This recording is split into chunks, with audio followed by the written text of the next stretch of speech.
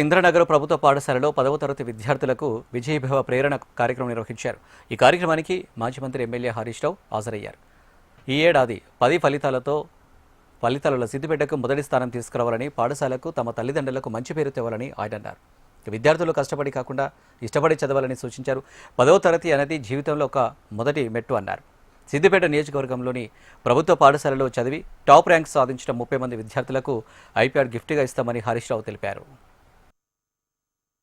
సిద్దిపేట నియోజకవర్గంలో ప్రభుత్వ పాఠశాలల్లో చదివి టాప్ 20 ర్యాంక్స్ లేదా టాప్ 30 ర్యాంక్స్, టాప్ 30 స్టూడెంట్స్ అందరికీ ఐప్యాడ్స్ ఇస్తారు.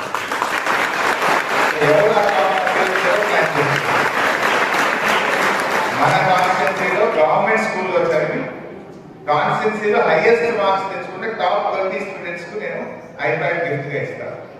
సో బాగా చదవండి, అది తెచ్చుకునేటువంటి ప్రయత్నం చేయండి. నా ప్రయత్నం మిమ్మల్ని మోటివేట్ చేయాలి, మీలో ఉత్సాహాన్ని కలిగించాలి, మీరు పోటీ పడి బాగా చదవాలి అనేటువంటి తాపత్రయమే తప్ప అదేదో గిఫ్ట్ అని కాదు.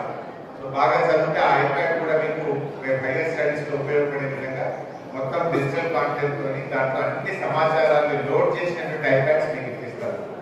సో బాగా చదివి మీరు మంచి ర్యాంకులు మార్కులు సాధించాలని చెప్పి కోరుతూ, మరి 13 రోజులే పరీక్షలు ఉన్నాయి.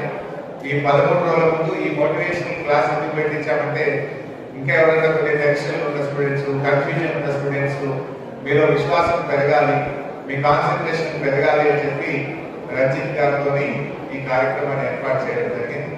మరి పిల్లలందరూ కూడా బాగా చదివి మంచి పేరు తెచ్చుకోవాలని, మంచి భవిష్యత్తును పొందాలని చెప్పి నేను ఆ భగవంతుడు